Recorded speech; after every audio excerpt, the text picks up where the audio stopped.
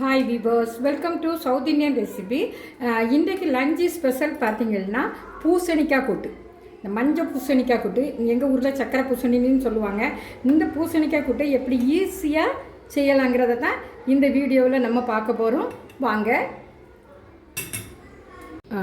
இதுதான் மஞ்சள் பூசணிக்காய். இந்த பூசணிக்காய் கூட்டு செய்கிறதுக்காக இந்த பூசணிக்காவை நம்ம கொஞ்சம் சின்னதாக நறுக்கி எடுத்துக்கிடுவோம். ஃபஸ்ட்டில் பூசணிக்காவை சின்ன சின்ன பீஸாக நான் கழுவி கட் பண்ணி எடுத்து வச்சுருக்கிறேன். அது சமயத்தில் தாளிக்கிறதுக்காக ஒரு பாத்திரத்தில் நான் 1 டேபிள் ஸ்பூன் அளவுக்கு எண்ணெய் சேர்த்துருக்கேன். இப்போ எண்ணெய் சூடாகட்டும். எண்ணெய் சூடாகிட்டு நம்ம தாளிக்கிறதுக்காக கடுகு, உளுந்தம் பருப்பு, கொஞ்சமாக சின்ன சீரகம், இதை நம்ம இந்த எண்ணெயில் சேர்த்துக்கலாம். இப்போ இது நல்லா பொரியட்டும். பொரிஞ்சு வரும்போது தான் நல்ல மணமாக இருக்கும். கடுகு, உளுந்தம் பருப்பு நல்லா பொரிஞ்சிடுச்சு. இப்போ ஒரு இனிக்கு கருவேப்பிலை சேர்த்துக்கலாம். இதோட பார்த்தீங்கன்னா 3 பல் பூண்டு தட்டி வச்சுருக்கேன், இதை சேர்த்துக்கலாம். இதில் ஒரு பெரிய வெங்காயத்தை பொடிசாக நறுக்கி வச்சுருக்கேன், இதை இதில் சேர்த்துக்கலாம்.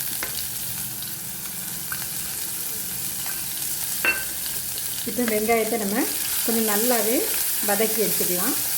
கொஞ்சம் சிவக்க வறுத்தால் தான் ரொம்ப டேஸ்ட்டாக இருக்கும்.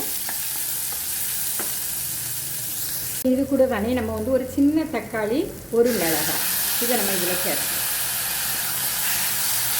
இப்போ இந்த தக்காளியும் வெங்காயம் எல்லாம் சீக்கிரமாக வதங்கிறதுக்காக கொஞ்சமாக உப்பு சேர்த்துக்கலாம். இதை இப்படியே நல்லா வதங்க விடுவோம். தக்காளி, வெங்காயம் எல்லாமே நல்லா வதங்கிட்டு இப்போ அதுக்குள்ளே மசாலாக்களை சேர்த்துக்கலாம். மசாலா பார்த்திங்கன்னா டீஸ்பூன் அளவுக்கு 1/2 டீஸ்பூன் மஞ்சள் பொடி, 1 டீஸ்பூன் அளவு வத்தல் பொடி, 1 டீஸ்பூன் இது மல்லிப்பொடி, அப்புறமா 1 டீஸ்பூன் சின்ன ஜீரகப்பொடி, இதை நம்ம இதில் சேர்த்துக்கலாம். சேர்த்து இந்த பச்சை ஸ்மெல் போக விட்டு நம்ம இந்த எண்ணெயில் கொஞ்சம் நல்லா வதக்கிக்கலாம். நல்லா எண்ணெயில் மசாலா நல்லா வெந்துருச்சு. இந்த பச்சை ஸ்மெல்லாம் போயிடுச்சு. இப்போ இது கூட 1 டேபிள் ஸ்பூன் அளவுக்கு தேங்காய் எடுத்து நல்லா அரைச்சி எடுத்து வச்சுருக்கேன், இதை இதுக்குள்ளே சேர்த்துக்கலாம். இதையும் இப்படியே ஒரு நிமிஷம் இந்த சூட்டில் கொஞ்சம் வேக வச்சோம்னா தேங்காயும் நல்லா வெந்து வந்துடும். இருக்கட்டும். இந்த மசாலாவில் ஒரு 3 டேபிள் ஸ்பூன் அளவுக்கு தண்ணி சேர்த்துக்கலாம். இந்த தண்ணியில் இந்த மசாலா நல்லா வேகட்டும். இப்போ இந்த மசாலாவுக்கு தேவையான உப்பு சேர்த்துக்கலாம். ஏன்னா இந்த மசாலாவில் தான் நம்ம இந்த காயை வேக போட போகிறோம். அதனால் அதுக்கு தகுந்தாப்பில் உப்பு சேர்த்துக்கலாம். இப்போ இனி இந்த காயை இதில் நம்ம மசாலாவில் சேர்த்த தண்ணி தான், காயில் தண்ணி சேர்க்கலை. ஆக்சுவலாக பார்த்திங்கன்னா இந்த பூசணிக்காய் இந்த வெயில் நேரத்துக்கு பிள்ளைங்களுக்கு நல்லது. அதாவது லைட்டாக இனிப்பாக வேறு இருக்கும், பிள்ளைகள் வேறு விரும்பி சாப்பிடுவாங்க. இப்போ நம்ம மசாலாவில் உப்பு சேர்த்ததுனால காய்க்கு உப்பு சேர்க்க வேண்டாம். சாதம் நம்ம பாத்திரத்தில் போட்டாலே அது சீக்கிரமாக வெந்துடும். இப்படி செய்யும்போது நம்ம அவசரத்துக்கு சீக்கிரமாக காயெல்லாம் ஒன்று போல் வெந்திருக்கும். நம்ம இப்படி கிளறி விட்டுகிட்டே இருக்க வேண்டாம். எப்போவுமே காய் வேக வைக்கும்போது குக்கரில் நம்ம தண்ணி குறைவாக சேர்க்கறதுனால மீடியம் ஃப்ளேமில் வச்சு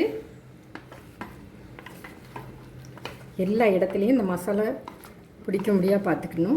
அப்போ தான் அந்த காய் வெந்து வரும்போது அந்த எரிப்பு எல்லாமே காயில் சேர்ந்துருக்கும்.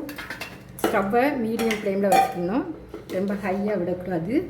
2 விசிலுக்கு நம்ம குக்கரில் வச்சுக்கலாம். நம்ம வெயிட் போட்டுக்கலாம். 2 விசில் ஆயிடுச்சு. இப்போ நம்ம ஓப்பன் பண்ணி பார்க்கலாம். பாருங்கள், காய் நல்லாவே வெந்துருச்சு. இப்போ நம்ம ஸ்டவ்வை லேசாக ஆன் பண்ணிக்கலாம்.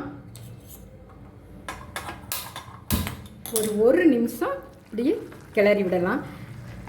பாருங்கள், காய் அருமையாக வெந்துருச்சு, மசாலாவோட பிடிச்சி.